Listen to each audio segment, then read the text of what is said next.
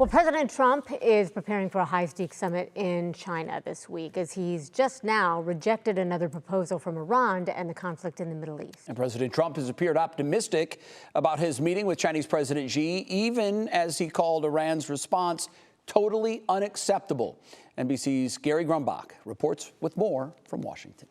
There are only two countries. President Trump says the ceasefire with Iran is on life support. I would call it the weakest right now, after reading that piece of garbage they sent us. He's talking about the latest peace offer from Tehran. It's a stupid proposal, and nobody would take it. It's the latest setback in peace talks between the two countries that have been trading shots in the Strait of Hormuz for weeks. Until now, Trump has said the truce was holding. Over the course of the war, Trump has claimed Iran agrees to something in private, then takes it back publicly, including, he says, their promise about enriched uranium. They said, you're going to have to take it. We were going to go with them, but they changed their mind because they didn't put it in the paper. Another major sticking point, the stalemate in the Strait of Hormuz, a topic likely to come up this week when Trump meets with Chinese President Xi Jinping.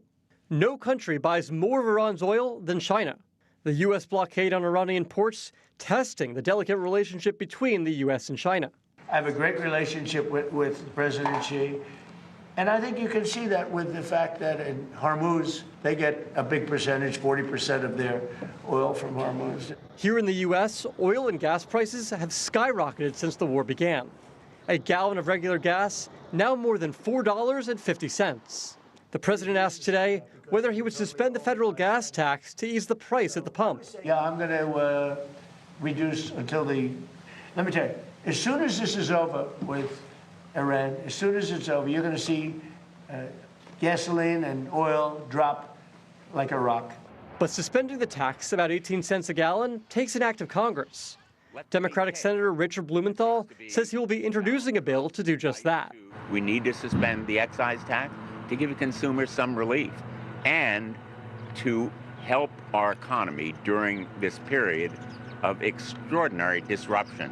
When President Trump touches down in Beijing on Wednesday, he'll be joined by more than a dozen CEOs from major American companies, including Apple's Tim Cook, Meta's Dina Powell-McCormick, and Elon Musk. Gary Grumbach, NBC News, Washington.